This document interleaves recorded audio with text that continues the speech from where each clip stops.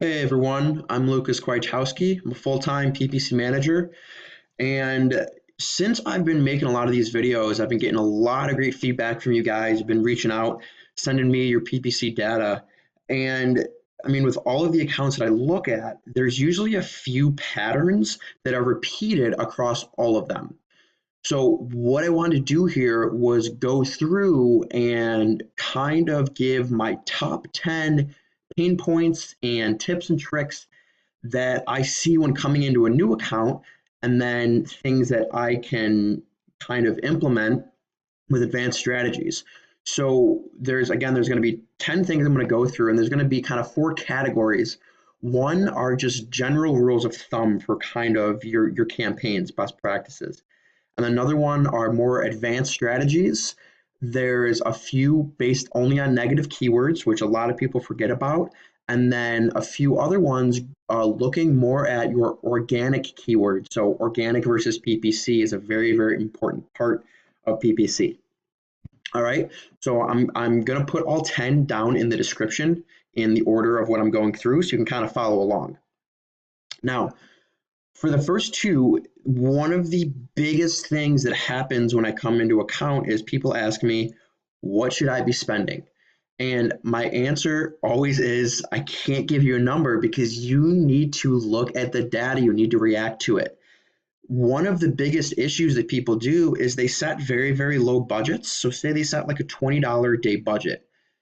And then by 5 p.m., they're out of budget. And if you think about it, if you run out of budget by 5 or 6 p.m., that's the most popular time of day when usually when products convert the most. So if your campaigns are running out of budget, you're missing out on the most valuable data because when people get home from work, they're shopping more, they're converting more, they're buying more. So you need to have your campaigns running all day. I mean, just a small example here. This is a much bigger account, one of the bigger accounts I work on, and these budgets never run out. But people say, "Oh, why did I spend 900 this day and then I spent 1400 that day?" It's just because that's what the traffic was. So these budgets are set very, very high, and so that they never run out because you'll see that this spent 912 and had a 15% ACOS. This spent 1400 and had a 16% ACOS. So usually, once you found your keywords, no matter what you spend, your ACOS is going to be pretty consistent. I think a lot of people focus too much on the spend and they say, oh, I only spent $40 this day or only spent $100 this day, and they're looking to spend a specific number. You need to look at the ACOS and at the sales. And if you're saying, how can I be more aggressive? Just increase your budget. It's that simple because you will get those, those people who are coming there at night and converting higher. So that's one of the bigger things is just increase your budget. Just do it. You do not want to be running out every day. And actually, Amazon looks at that in their algorithm. If you have a low budget and your competitor has a budget of like thousands of dollars, they could get preferential treatment because Amazon doesn't want ads to be inconsistent. They want them to be there 24 hours a day. So that's the first one is budget. Now, the second one is kind of a timeline of campaigns. What I mean by that is I get so many people that come to me and they send me their search term report and they're like, yeah, I've been testing a lot of campaigns, and they pause campaigns way too much. If you keep pausing campaigns and starting them over, you're basically starting from scratch. Instead of pausing and starting over, take that campaign that's working and tweak it. Use the data, adjust the data. You can see here one of the best campaigns is from 2016. Because it's been running the longest, it has the most data. It has, in Amazon's eyes, it's been running for 3 years. So keep adding to it. Don't start a new campaign. Keep adding to that campaign. So people say, oh, if you're doing new keyword research, don't you want to completely start? No, you want to keep the campaign that's running, keep what you can. You can pause some keywords in there, but you want to, it's called campaign score. And how long a campaign has been running contributes a lot to the campaign score. So I know it's hard to be patient with PPC, but you really, really need to stop pausing and restarting because it's going to keep hurting you. All right, now for the next 2 tips, I've come into a campaign here, and these are just going to be 2 tips on negative keywords. Now, I could likely do a whole video on negative keywords, which I'm probably going to do in the future, because I think a lot of people forget that negative keywords are just as important as positive keywords, if you want to think of them that way. You can see in this campaign, it's the one that's 3 years old. It's got 189 negative keywords. Now, in a lot of campaigns, you should start to have more negatives than you should have positives. Because the longer they run, your positives are going to keep doing their thing. But if you have all of your broad and phrase match in there, you should keep adding negative keywords. So don't be afraid to keep adding these. Now, one big thing that is kind of hidden and people forget about is plurals. So with negative keywords, see I have saddleback bar stools, tiki bar stools.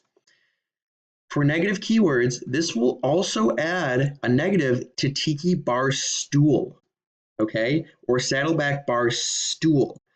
So I see a lot of times, especially with software, this is one thing that software does not catch, is obviously bar stools is the best keyword here.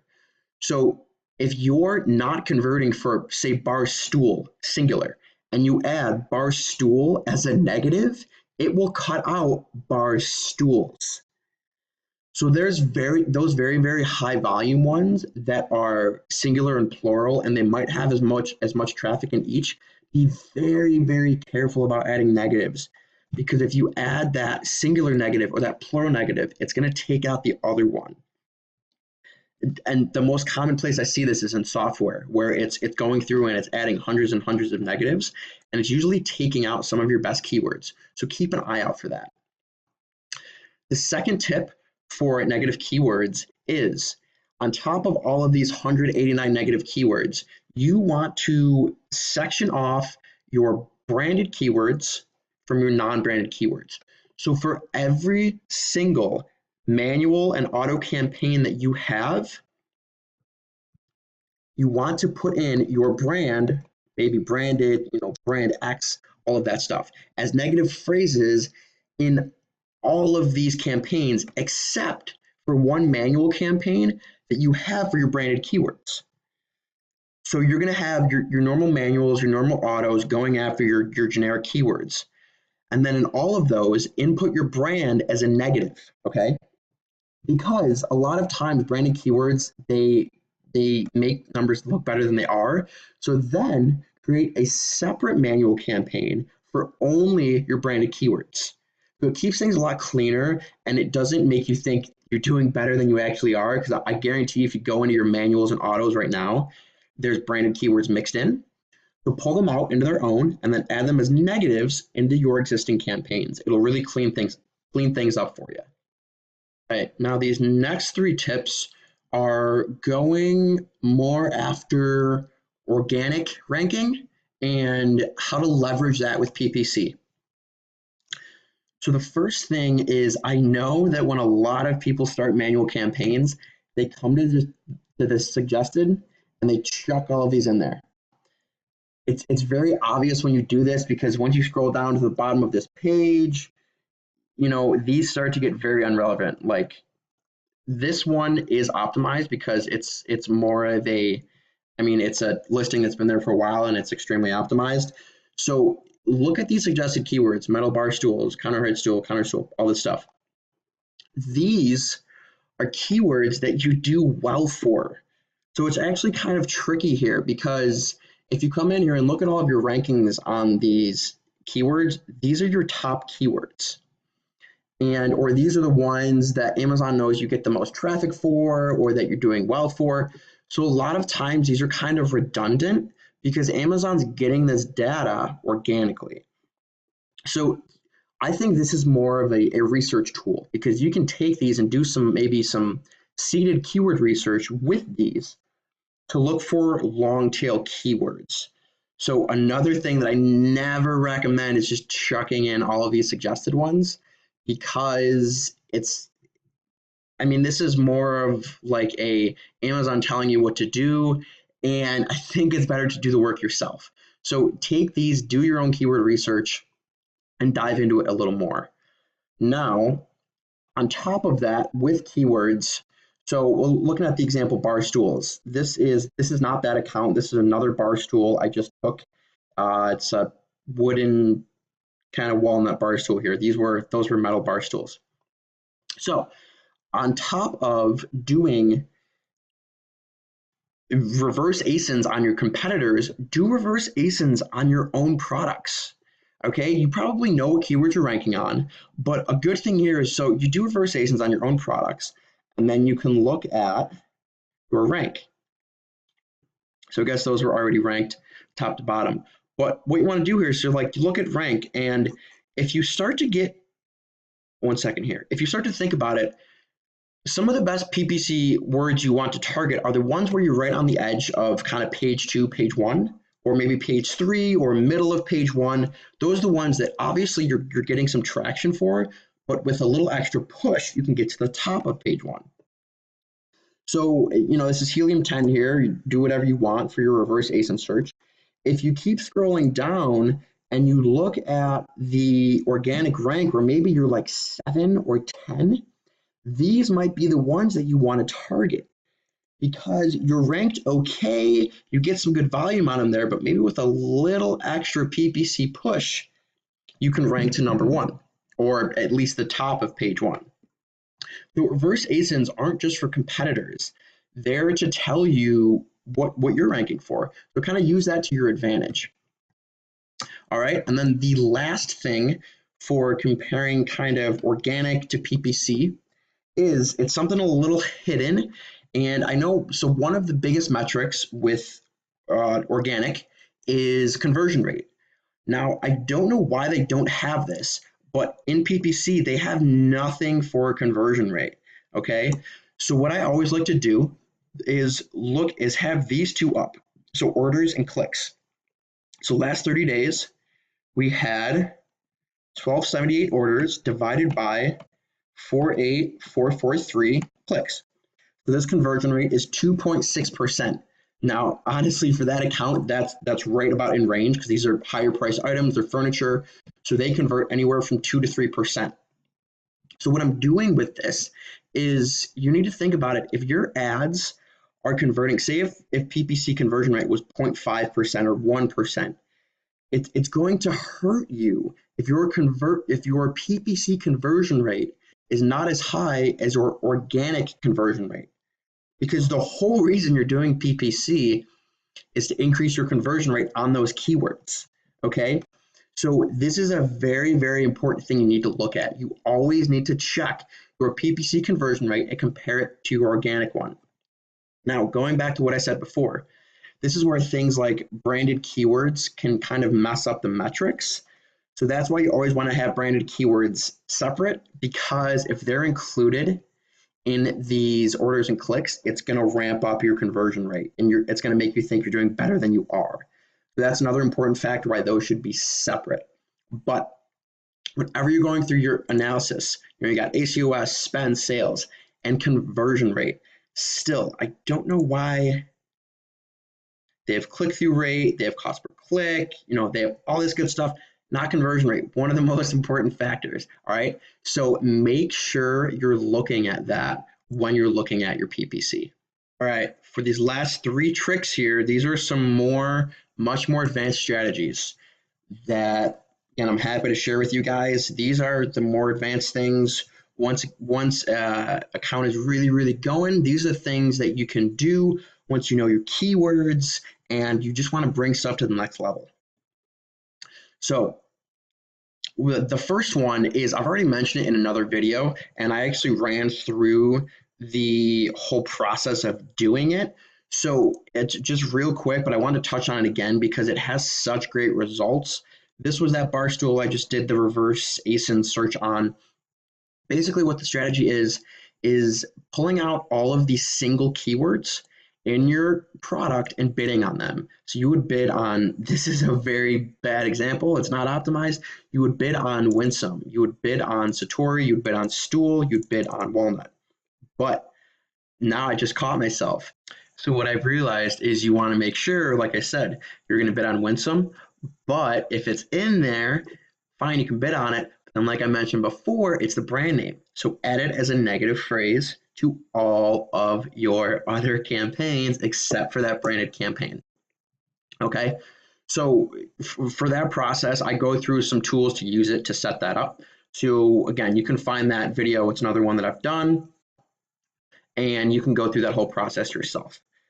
So that's one advanced strategy. And those, just keep those bids very, very low because, again, you're going to be bidding on these as broad match. So you can imagine all of the search terms that are going to pop in there. Now, another very advanced strategy that is becoming more and more popular as I go. A lot of people are always looking at launching into new countries, Canada, UK, Mexico, Japan, all that good stuff, which is definitely something you want to be doing. But if you think about it, there's a good amount of Spanish searches that happen on Amazon. So let's take an example here. So metal stool in English, metal stool has 39K, metal bar stools has 110K. Now, if I want to think about what are Spanish people searching for this, so type in metal stool. This is the Spanish word for it. Come in immersion words, see what's going on with this in Spanish. We've got 900 searches, which is, it's not nothing. And if we come into Amazon, let's just see what this looks like as a search.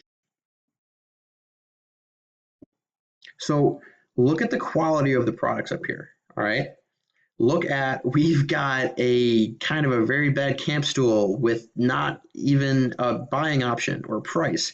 We've got this very bad NCAA stool. We've got this one actually is in Spanish, so that's why it came up.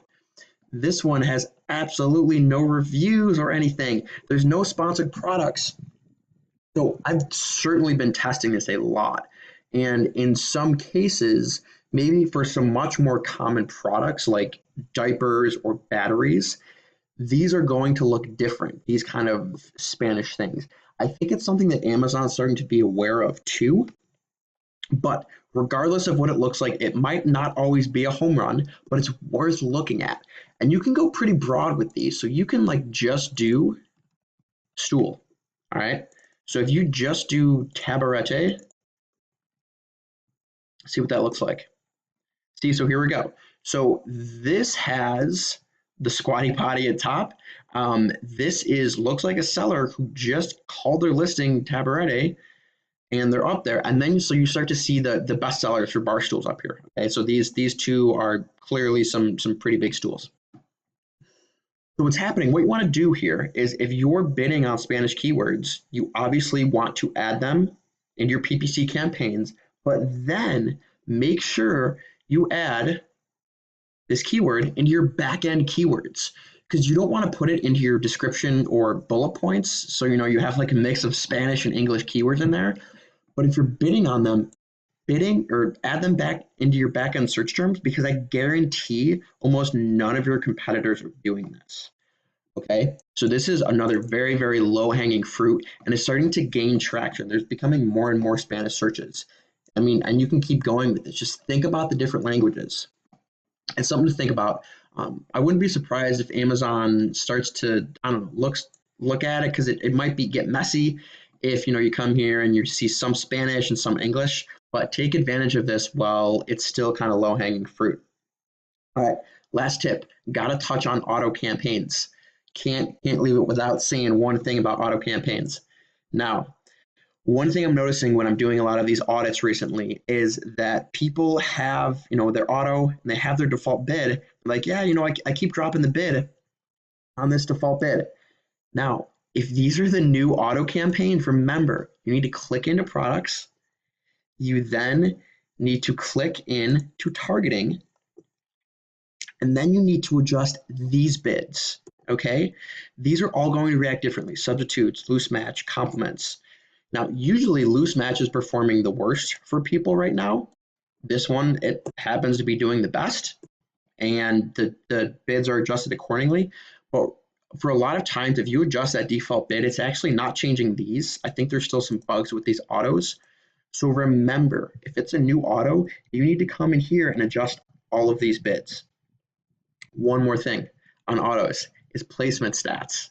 Placement stats are still hot right now. So you come into here, you go into placements, and you see here, you don't want your autos to be at top of search because those are what your manuals are for. So this is where you use placements for product pages, because this is the whole point of autos, is to get on your competitors' pages and kind of get these spots wrapped up. So you can see even here, most of the impressions are on product pages. You want to keep pushing these. That's the idea of the auto. All right. There's a couple more things to think of. All right, guys. So I hope these again, the idea of the videos is to spark more ideas in your head. These are all the things I'm running through. I'm constantly finding new ideas to test. So hopefully you can take some of these ideas, keep running with them. And I'm still always happy to, no matter if you're a big or small seller, I'm happy to get the info from you guys. I love going through these audits, giving you guys these personalized recommendations on all of your accounts. And I hope you enjoyed this one.